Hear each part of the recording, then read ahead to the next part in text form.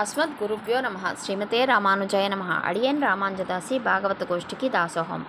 పూర్వాచార్య వైభవంలో ఎంబెరుమానార్ల గురించి తెలుసుకుంటున్నాం. శ్రీ భాష్యాది గ్రంథములను రచించుట.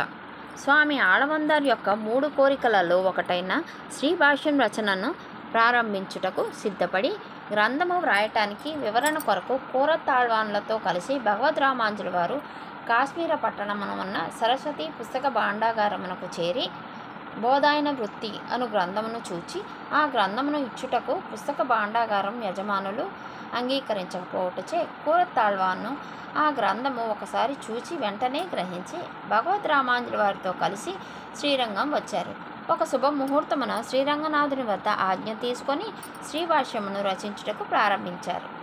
కోరతాళ్వాను సహకారంతో కొంత కోరతాళ్వారు పరమపదం చేరుటచే మేలుకోటలోని ఎంగళాళ్వార్ల సహకారంతో శ్రీభాష్య గ్రంథాన్ని పూర్తి చేశారు. సరస్వతీదేవి భగవద్ రామానుజుల వారు రాసిన భాష్యంలోని ఒక సూక్తి అర్థాన్ని విని చాలా సంతోషించి ఆ భాష్యానికి శ్రీ భాష్యం అని పేరు పెట్టింది. భగవద్ రామానుజుల వారికి భాష్యకార అను బిరుదును కటాక్షించింది. భగవద్ రామానుజుల వారు వేదాంత దీపం, వేదాంత సారం, వేదార్థ సంగ్రహం, గీతా భాష్యం మొదలగు గ్రంథాలను కటాక్షించారు. మోగవానికి మోక్షము. భగవద్ రామానుజుల వారు ఒక దినమున కోరతాళ్వాను మొదలగు శిష్యకోటికి శ్రీభాష్యం చెప్తూ ఉండగా ఒక మోగవాడు చెవిటివాడు అయి ఉండి ప్రక్కగా నిలబడి భగవద్ రామానుజుల వారి వైపు దీనంగా చూస్తూ నా గతి ఏమి అన్నట్లు ఉన్న మోగవాణిని చూచి వాని యందు జాలి కలిగి దయ కలిగి గది లోపలికి రమ్మని సైగ చేసిరి. అంత ఆ మోగవాడు గదిలోకి రాగా తలుపులు వేసి నా పాదాలు ఆశ్రయించు అని తమ పాదములు చూప మోగవాడు స్వామి పాదాలను పట్టుకొని ఆనందపడుట. స్వామి కోరతాళ్వాను తలుపు నందు నుంచి ఈ విషయం చూచి సులభముగా తరించుటకు నేను మోగవాణిని కాకపోతేనే అని దుఃఖించినారు. కొంగు పిరాటి వైభవం. భగవద్ రామానుజుల వారు శిష్య పరివారంతో వెళ్తూ ఉండగా ఒక బ్రాహ్మణ స్త్రీ భగవద్ రామానుజుల వారిని ప్రశ్నించను. మీ వెంట ఇంతమంది వచ్చుటకు కారణం ఏమి అనగా తన వద్ద మంత్రము ఉన్నది అనగా ఆ స్త్రీ తనకు కటాక్షించమని ప్రార్థింప భగవద్ రామానుజుల వారు ఆ స్త్రీకి మంత్రమును ఉపదేశించిరి. అంత ఆ స్త్రీ తన కొంగు పరిచి భగవద్ రామానుజుల వారి శ్రీపాదాలను తీసుకున్నది. కొంతకాలమునకు రామానుజుల వారు తమ శిష్య పరివారంతో ఆ స్త్రీ ఉన్న గ్రామమునకు వేంచేయగా ఆ స్త్రీ వారిని ఎవరు అని అడుగగా రామానుజదాశ్రము అన్నారు. అయితే నేను మీకు సోదరిని అన్నది. మా ఇంట సాపాటు చేయమని ప్రార్థించినది. వంట చేసి ఆ పదార్థములను భగవద్ రామానుజుల వారి శ్రీపాదకులకు నివేదన పెట్టి ఆ తర్వాత వారికి వడ్డన చేసింది.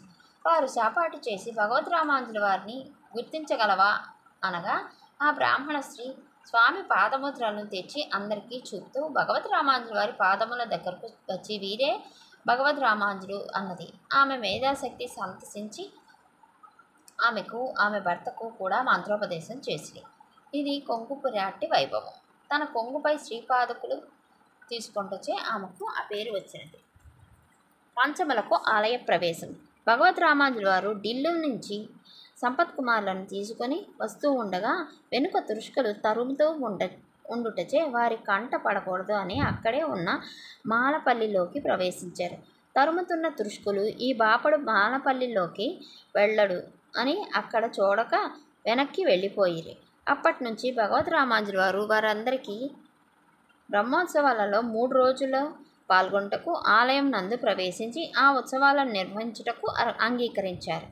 ఆ పంచములందరూ ఈ రోజుకి మేల్కోట వచ్చి అక్కడ ఉన్న తిరుకల్యాణిలో స్నానం చేసి ఆలయ ప్రవేశం చేస్తారు. వారు తెచ్చిన బియ్యం, చింతపండు, నూనెలతో పులిహోర చేసి స్వామికి నివేదన పెడతారు. ఆ విధంగా చేయకపోతే తిరుకల్యాణిలో పురుగులు పుడతాయి అని పెద్దల మాట.